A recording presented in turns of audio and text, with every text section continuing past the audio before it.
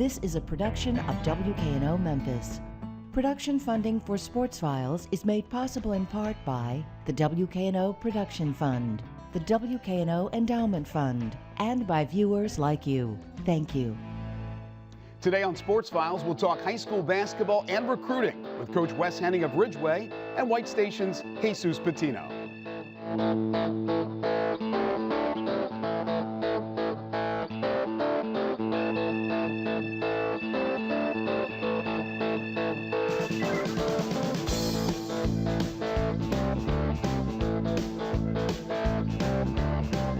This has been a huge week for basketball in the city of Memphis at all levels. Later in the show, we'll take you to FedEx Forum and relive some of the moments from Monday's Grizzlies presser, which introduced new majority owner Robert Pera and CEO Jason Levien to the community. Also this week, the Memphis Tigers hit the hardwood for their only dress rehearsal of the preseason as they met Christian Brothers University.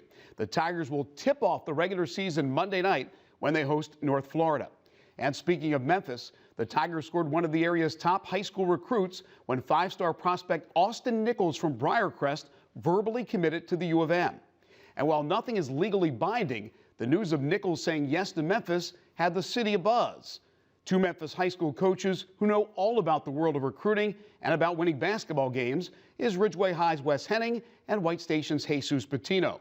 The duo are two of the most successful prep coaches in the state of Tennessee, and have had numerous players go on to play college ball throughout the country, including at the University of Memphis.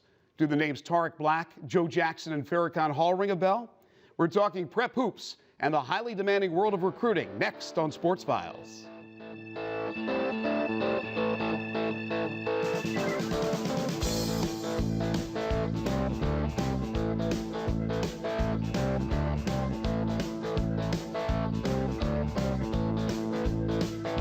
Jesus, Wes, thank you so much for being with us.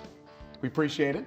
Thank you. Thank you. Wanted to ask you right off the bat, how involved are you in helping with the recruitment of your players? Jesus, let me start with you. Well, I'm trying to get, hands-on. I like to be a hands-on kind of guy because I really, with the way things are today, with so many people, so many handlers, and so many rules by the NCAA, it's easy for a kid to get swayed to make a mistake and have a violation and not be able to be recruited at Division I. So I'm pretty hands-on, make sure that the parents understand. I always have a meeting with my parents and said, am I an advisor or you want me to help them make decisions? What am I doing this, or am I just staying out of the recruiting process? So, once they're understanding with the parents and the kids, but I've been fortunate that a lot of my parents and my kids want me involved in the recruiting. Wes, similar with you? Similar, pretty much. I'm sort of, I try to play the advocate, try to keep the guys that's in it for other reasons than the student athlete, trying to keep them away from the process more or less, and then giving the kid, letting him know all the rules and stuff he needs to know, and trying to make sure that he makes the decision he wants to make instead of the decision someone else wants him to make. Yeah, you mentioned the rules. The rules have changed over the years. Recruitment in general has changed over the years. Now you have AAU coaches involved, handlers, if you will, parents really involved, and they should be involved with their kids' decision. But how have you seen recruitment change over the years? I think recruitment is going to be an evolution. First school used to recruit themselves. Now we get to the AAU being blowing up out of proportion. Now you get AAU and handlers together handling the kids with all the shoe companies involved and all these sponsorships. So, and now, the high school coaches if hands-on, it's pretty easy for your kid to be influenced by any outside influence. And we will never know what happens because also technology came into the picture. Right. With a new rule now that the coaches can text unlimited to players at any time, and phone calls. The new rule passed by the NCAA now, where they can call anytime, as many times as they want now. So you really have to be involved because the evolution is tremendous. If a kid can easily be swayed to do something and make a mistake, take money, take whatever contract, and some of them are paying for it right now. Look at Indiana University. Exactly. A couple kids paying for that. Wes, you've been around the game a long, long time. Has it changed? I would imagine that your players have always confided in you, but now that they have other people that are in their lives, including AAU coaches, are they confiding in you less? They still confide in you, but what the college coaches are doing is they're actually trying to get to the kid and try to find out what person has the most influence on him, not the person that has the best interest for him, but the person that has the most influence, and that could be an uncle that gives him money to go to school every day in his pocket, or it could be a cousin, it could be a friend, or it could be an AAU coach or a handler, and they trying to find that person. That person is who the college coaches come in looking for. They don't come in looking for the person that has the kid's best interest at hand. What would you change? Go ahead, Jesus. Well, adding to that, one of the things that's really scary that has started pro-less, I noticed in the last couple of years, is these guys are like FBI profiles. You know, these college coaches now with the technology and the Facebook and everything, they come in and said things that I notice with my kids sometimes, and I kind of pay attention to what they're saying, because they're talking about, they know when their birthday is, they know who they're dating, they come with this, hey, we know everything about you, and that's kind of dangerous when a guy knows everything about you, you don't know anything about them, and they come with these kids, and these kids get swayed, you know, with this, gosh, you know, they really like me because how they know so much about me? Well, you know, you're on the internet. They're buttering these kids up. They do that profile like Wes was saying, and they actually, then they find it out. That's one of the phone calls I get. They go, Patino, who is the one that's going to make the decision? Right. We want to know who that person is. And that's the person they want to talk to. And ultimately, it's not who's going to make that decision. Right. It's not us. No. What would you change, Wes, in recruiting if there's something you could change? I don't know, for AAU, I would make AAU like it started. I would make an amateur, and I would act like when kids go to junior and senior high school in a year, they couldn't play AAU.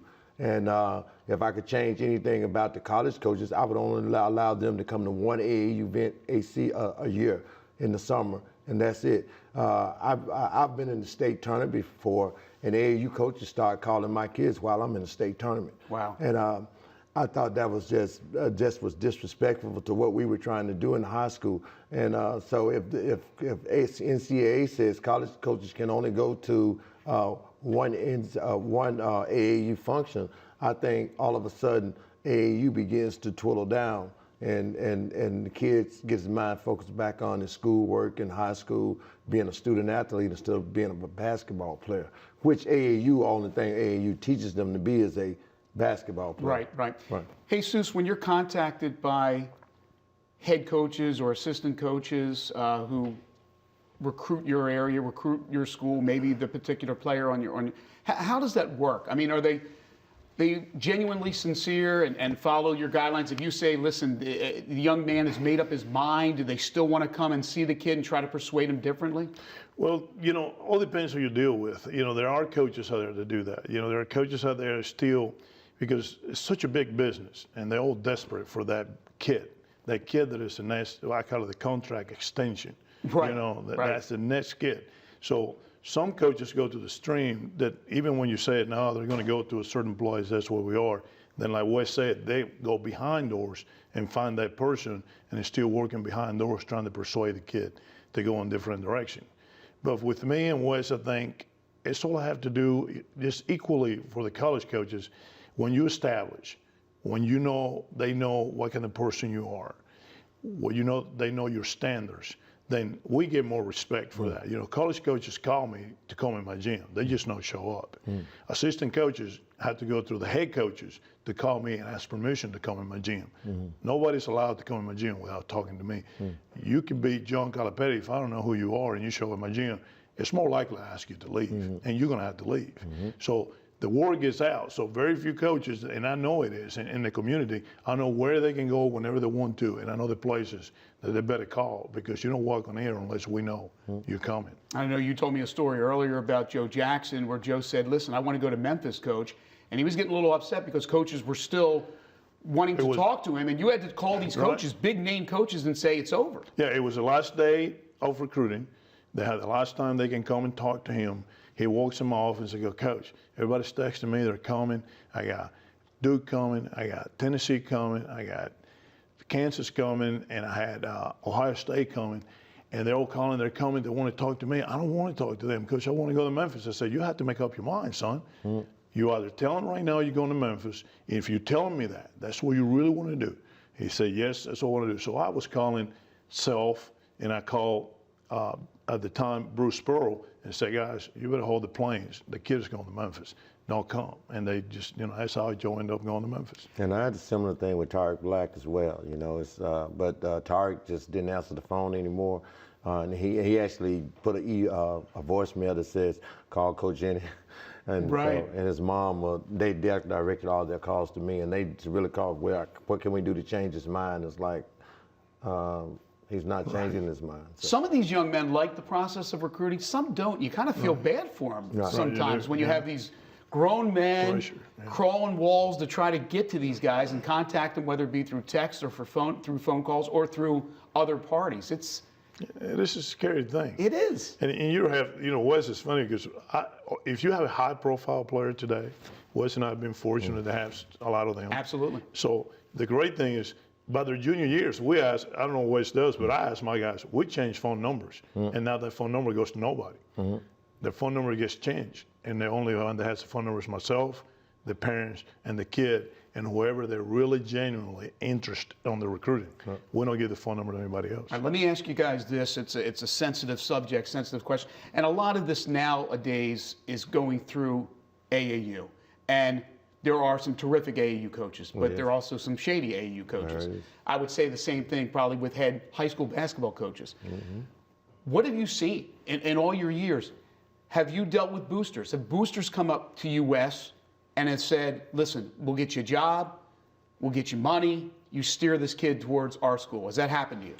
It has, but they usually divert it to the kids' parents and stuff. Because I tell kids, people that I'm working. What I'm in for is not for me. It's for the kid, and I want the kid to get everything that he wants, and I want him to get it the right way. And actually, when I had Tariq Black, his mom, which is real big on being right about stuff like that, actually got rid of some schools because of it. And she told me, she said, no, I don't want to talk to you anymore. And that was I thought that was very admirable. A lot of integrity there. Yeah, a lot of integrity for her to do that. And so people when they're desperate, and you got coaches that job be on the line for this next year, they're on the hot seat. They do whatever they can get done to get a kid. And yes, there's been things, but it's like, no, that's not what I'm in it for. And I said when I got in it, I really have a real passion for the game, and for itself. And so I'm gonna make sure that I'm doing the right thing with the kid. And Jesus, I know you're in the same boat here with Wes. But the thing about me is, the basketball college, especially the high-level college basketball, Division I, high majors, there are two types of recruiting. There's recruiting, what is the legal recruiting that goes by, where you talk to the coach and do the thing, and they call it the business part of the recruiting. So the reason I never have talked to any alumni, and that's one of the great pluses about Memphis University, because we're both here in Memphis, and we have some high-profile players in Memphis. We never got approached by anybody from the Memphis community that's alumni in the community that speaks real highly of Memphis to tell us, hey, we need Joe to come. What can we do for you to get Joe to come to Memphis? So I was really pleased with that. We had a lot of integrity in Memphis on that, at Memphis University. But the reason I don't do it is because they don't talk to me, because it's already set up front. I don't deal with that. Anything they had to do, anything they had to do with that had to be diverted to their families. And when I do with my families, I advise them, if you talk in any kind, anybody talks to you, you better have it close when it's just you and whoever. Right. Because if he gets out, your son jeopardizes a chance to play. Not only that, somebody will hold you accountable for it to say, hey, I know about you, what about me? So, everybody wants a piece of the pie. That's the biggest problem we're having today. The biggest problem is that there's no families wanting to do the business, is that everybody wants the piece of the pie, because the pie is very big and there's a lot of money involved in it. So everybody wants a piece of the pie, and so everybody has that pressure right now to get the next best kid. Do you understand? I understand wanting them wanting a piece of the pie? I understand it fully. I understand it fully. Here you are. Take it at any level. Here you are, a kid that never had anything in your life, and I think the best thing we had a meeting in the MIAA, and we had Michael Cage came in. Right. And Michael Cage said in the meeting that when he was in West Memphis, a guy would get out of the car with a shoebox and trying to give him $15,000 cash. And Michael said, man, I have no money, no food. My mom's broke. We don't have anything, but I never took the money. You know, but I could easily say, and that's what he's working on right now. Michael Cage is an advocate to speak to kids about that. They influence all the people. I mean, he said it was crazy. I mean, in every corner will be somebody that I don't even know will come out and give me money. That was back then. Yeah, but unfortunately, a lot of these young men will take the money because of the situation. Right, and I don't understand it. No, I don't understand people. You asked, do I understand people want a piece of the pie? No, I don't. You don't? I don't understand people want a piece of the pie. That's not your kid. No, I'm talking about the parents. The parents. How about in the situation where they're watching basketball bring in millions and millions and millions of dollars, coaches making millions of dollars, and their kids getting the scholarship? And that's the argument. We don't really have time to get into that. But do you understand maybe? And I'm not condoning this. I'm just throwing it out there, playing devil's advocate, that a parent may say, "What's in it for our family?" Yeah, I thought you were talking about the handlers and stuff. Oh well, yeah. I mean, if there's money, if there's going to be money taken, the families are the one that should take it. I mean, I certainly have no reason to be one piece of the money. But the handlers, the AAU coaches, the high school coaches, forget about it. They shouldn't have anything in it either. I mean, you know, I've always said ever since it's been asked about a college athlete getting paid to play, I think it should, because there's no other sport, there's no other people that make money like they do, and the college athletes are making the money. NCAA should pay them. I mean, I would think that would be the thing to do. I don't think it should be handled under the table, but I think that college athletes should be getting paid, you know, and if so, their families will be compensated for what they made. Terrific stuff, gentlemen. Before we leave, we do something called Five for the Road. Quick questions. I need quick answers to these subjects. People will learn a little bit more about Jesus Patino and Wes Henning. Favorite professional sports team? Jesus? I really don't have one. Not one? I'm just. I knew you. I'm just a great. I'm a fan of the game. I just love basketball. You know, I watch anybody. I watch women's basketball. I watch anybody. So just basketball. Wes, is there? I mean, in any sport. Well, this is wild. I love to watch the Penn State women volleyball team. Look at you guys. Look at you guys going all over. All right, how about favorite athlete of all time? Real quick. Michael Jordan for me. Yeah, Okay. Michael Jordan too. Favorite musician, singer? Is there something you like to listen to? Opera. I listen to opera. As a matter of fact, I just went to a concert. Opera? Yeah, I love opera. You love the opera, Wes? Yeah. Michael Jackson, best entertainer ever was. Yeah, we're missing Michael Jackson, no doubt about that. How about a TV show, sports show, or any type of TV show that you watch? You guys don't have a lot of free time. Yeah, you love this. My wife took away ESPN because she said I was getting fat. I watch nothing but ESPN. That's all I do. Hey, I'm in the same boat. That's it. ESPN She 1, took it 2, out. 3. She took it out. Sports Now. I think the TV Anything sports, right? Anything sports. The wives are driving crazy. Yeah. I know that at my home, too. How about a favorite movie of all time? Maybe there's a sports movie that stands out? I always liked Rudy.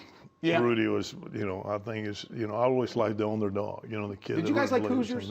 I did like Hoosiers, but I think Rudy I did like Hoosiers. But I'm a coach. I sit and cry every time I watch Rudy. I do too. We expect big things from both you guys. 4 state championships for Wes. Jesus has won 1. He's been to 3 finals. I know there will be another big year for both the Spartans and the Roadrunners. Gentlemen, thank you so much.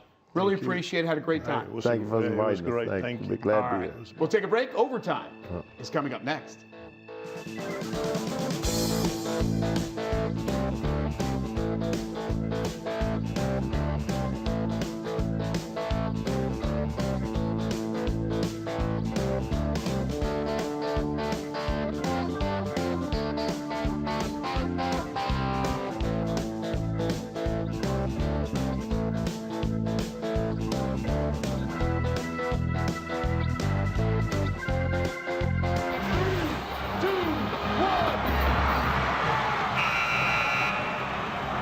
A big part of the future of the Memphis Grizzlies was on display this past Monday at FedEx Forum, and it had nothing to do with what was going on during the team's home opening win against the Utah Jazz.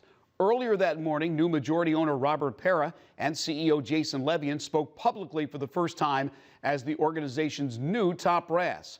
Both are basketball junkies, and both have a similar vision for the organization. But their two personalities could not be any different. Pera, the soft-spoken, technical wizard and business guru with a passion for round ball. Levien, the shrewd, savvy, articulate-born leader who once represented NBA players. The dynamic duo was on display, and here's a taste of what they had to say. All right, thank you everyone for the warm welcome. So first of all, I wanted to say I'm an NBA super fan. I believe it's the greatest sport in the world, just from a fan perspective, from a player's perspective. Memphis as a city, it's unbelievable. The people have been great. I can tell the community is really special, and those two things combined, I consider myself very, very fortunate. Probably the luckiest man in the world right now. Robert and I have talked about our focus really being on creating a culture within the organization that is best in class, where there's a real commitment to excellence, where there's a commitment to process and making decisions which are thoughtful and getting the sharpest people around the table to try to make those decisions. And really a sense of community, unselfishness, and kindness in what we do, and understanding that this is all about entertainment, it's about the community, but obviously one of the big things is we want to win. We want to consistently win, and I have to applaud our organization because we're inheriting a terrific team and some great people. So I'm excited to get to know them as well as we move forward. When I look at Memphis as a community and I see how important the team is to the community, I kind of have the same type of feeling I have with my company. By that I mean, I know I'm sitting here and I'm the controlling owner, but I fully understand the community, and the community of Memphis really owns the team. So what we're going to try to do is kind of guide the team to have the biggest impact and really improve the community of Memphis. My dream was always to be involved in the NBA and potentially an NBA owner. And once I was in a position, I started looking at teams. And Memphis was interesting to me because, first of all, Grizzlies were one of my favorite teams, if not probably top 2 or 3 favorite teams in the league, even before we started the process. And then once I got here, just like there's something about like the stadium, like it's just awesome, right? Being inside here. And then once I learned about how the history about Memphis and how kind of the team is kind of like a pillar of the community, it kind of struck me and what I like to do. If you study ubiquity, we're about changing the world. We're about bridging digital divide and empowering engineers and changing the lives of millions of people in remote areas. And I see we could do kind of the same sorts of things here with Memphis Grizzlies and the community of Memphis. So that's really why when I kind of saw everything, I was, I knew this is something I wanted to do. So Memphis Grizzlies, I stopped looking after this became a possibility. Can you give us your reaction to today's announcements?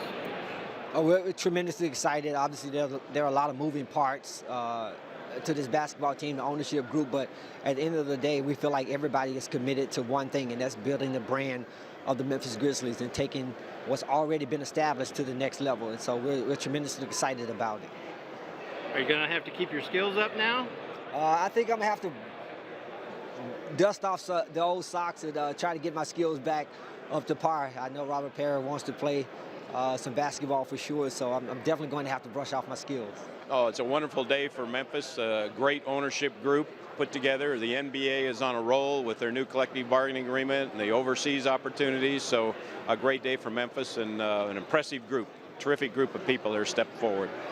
Is it true that board meetings are going to be 5-on-5 games, full court? I think Robert's probably the only one that can still dunk. We'll have to suit up a few guys, see where they can still move around the court. Robert was being a little modest about his basketball skills. He is not only is a superb guy, and I think an even better business guy, he's going to be an unbelievable owner, and he can flat out play. So it'll be fun we're going to play this afternoon as a little known secret. Are you going to have to work on your skills? Oh yeah, to play with him you have to. Jason told a story about when they played together. I was with him, and we were lucky that Robert played on our team in that 3-on-3 match. So. Well, it's an exciting day to have new ownership finally in place here in town, and it's not just the new owners. You got a very impressive and extensive group of partners, both from here in Memphis and out of the area. And I think it's a great day because we know the franchise is even more firmly entrenched in the city right now at this point. And for you, is it business as usual? Business as usual. I used to work for Pat Riley in Miami, and he had a saying, when change rears its inevitable head, you embrace it and run with it. So that's what I'm doing. Thanks to Nolan Smith and Clifford Thomas for putting together that piece. Time prohibited us from hearing from all of the minority owners. That would have taken hours. In other words, there's a lot of minority owners. We'll have both Robert Parra and Jason Levien on as guests on future editions of Sports Files. And that'll do it for now. Remember, you can see any of our previous shows by going to our website at WKNO.org and clicking on KNO Tonight. And we'll see you next time.